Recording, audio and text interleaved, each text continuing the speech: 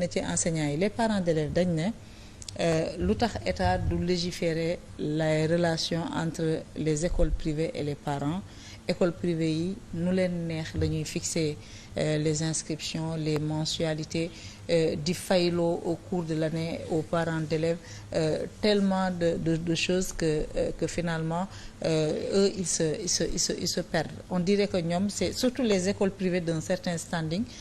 dañ leen bàyyi ñu organiser woon nu leen neex l'État n'y met pas la main. D'abord li ma seetlu au sein du ministère mooy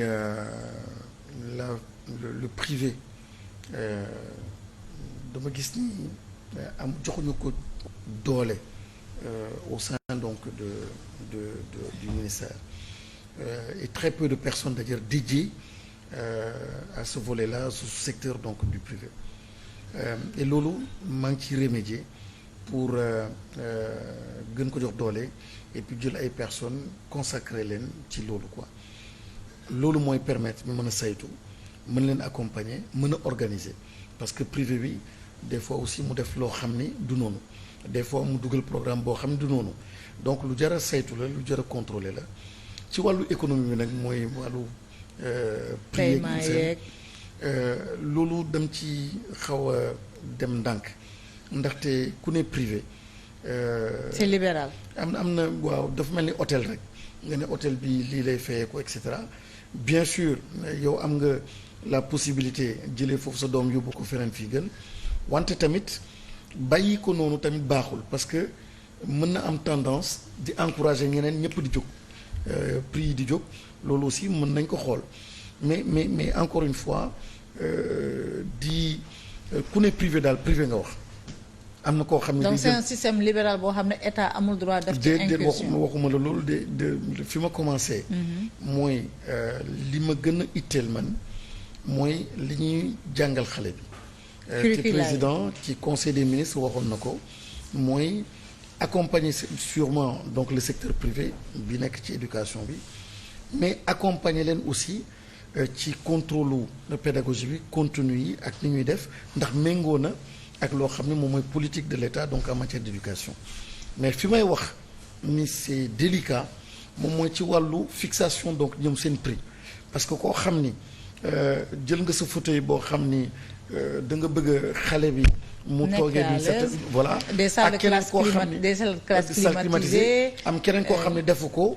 voilà donc mënuñu bokk revenu et mënuñu bokk donc système de prix moo tax ma ne la foofu mënuñu donc ça c'est bon aussi nga wax dëgg donc les concitoyens mënoo jël dogal dina ni non prix bi nii la war a demee et cetera. L'État ne peut pas être directif. c'est quand même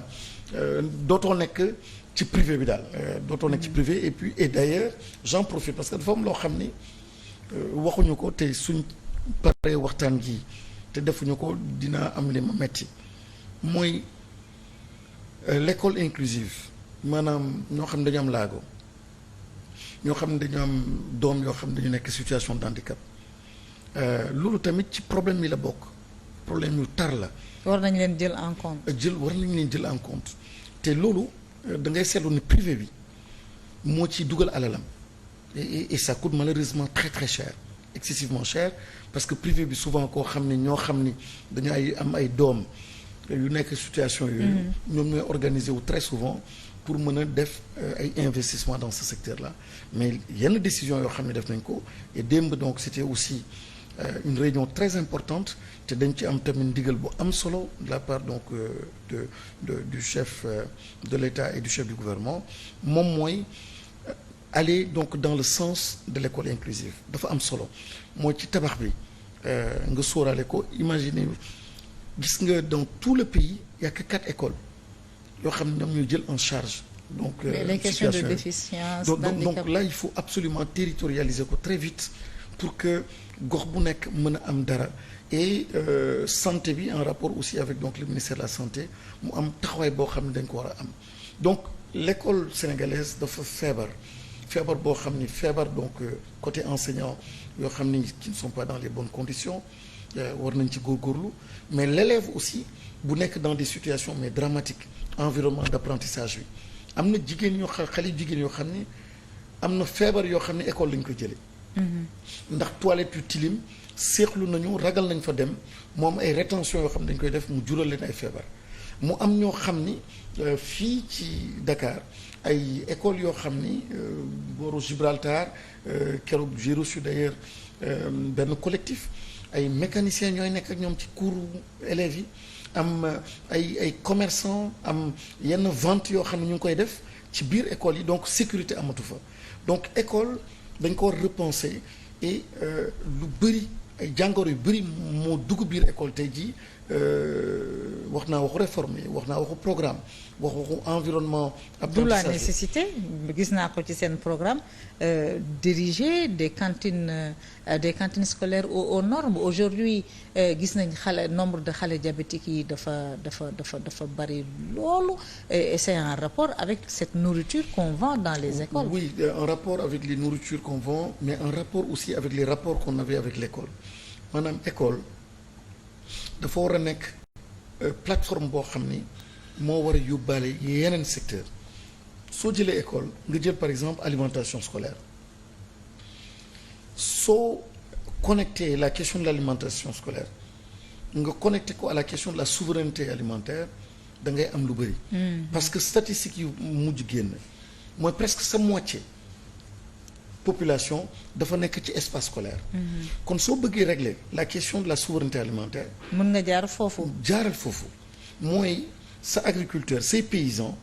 donc dans une logique de solidarité d'économie sociale et solidaire mën nga leen orienter ñu mën a dugg école et ça fait sens nañu am liggéey am na fu ñu koy déverser am na fu ñu koy fournir te ça reste inclusif benn ñaar. mooy changement mentalité ak changement habitude alimentaire yow sa ceebu jën kenn mënatu la ci changer kenn mënatu ko changer. subhanallah kenn xalaatut ko donc su dee dañu ne ni dañu war a wàññi importation dañu war a changer habitude yi di nga def publicité ba dee sénégalais yi dootuñu changer.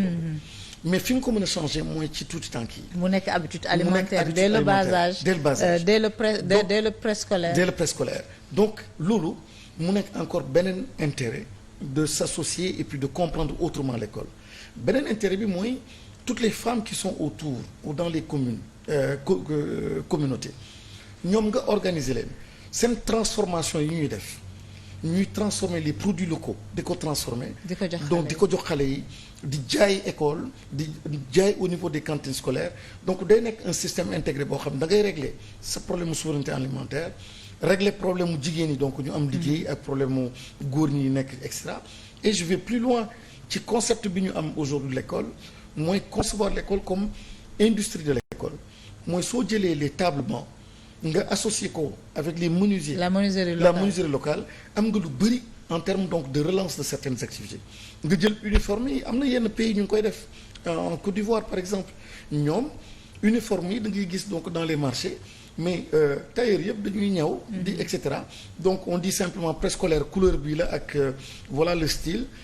élémentaire nii la mais da ngay gis y a une production ñu formaliser ko formaliser ko et puis da ngay ñëw jënd mu nekk et cetera donc ça marche et en même temps ça règle un problème social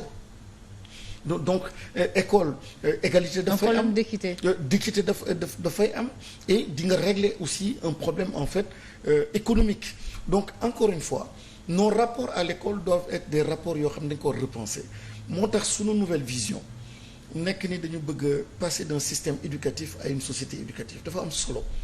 mooy société bi ku nekk dugal ci loxoom le sport l'éducation scolaire physique sportive dugaat ci bu baax et heureusement là donc on l'a relancé daara yi dugg ci donc la communauté religieuse dugg ci église dugg ci nga gis ni aussi culture bi war na ci dugg bu baax a baax l'art et la culture war ci dugg donc les différentes communautés éducatives yoo xam ni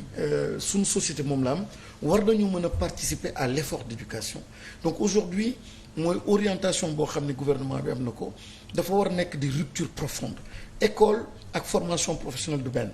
école ak enseignement du benn école mooy yar et le premier ministre ci conseil des ministres bi passé déglu ngeen ko baax dafa am benn hantise nga baal ma ci wax ji mooy moom tout ce qui est civisme la question de la jeunesse dafa nekk une question boo xam ne daf ko préoccupé bi maa ngi fàttaliku bi ma ko seetee ma dernière visite bi mu nekkee encore en prison ne ma Moustapha j'ai le ak recul bi ma am ak temps bi may am di xool di saytu di déglu rajo di seetaan télé di lire les journaux di suivre un peu ce qui se passe sur les réseaux mu ne ma c'est impressionnant urgence bi à refaçonner à retravailler notre jeunesse et ça il me le disait foofu et j'ai vu en fait que moom moo ko muy continuer ba léegi il parle beaucoup d'initiatives donc citoyennes de civisme et toutes ces initiatives yi ngay gis fan yi tous les mois yi ñuy def tout cela participe en fait à façonner encore benn citoyen le sentiment citoyen et par contre man le prolongement li ma yaakaar mooy ni li ñuy def nii yëpp suñ ko xóotalee ba mu am benn ancrage donc au niveau de l'élève au niveau du préscolaire on réussira donc de grandes choses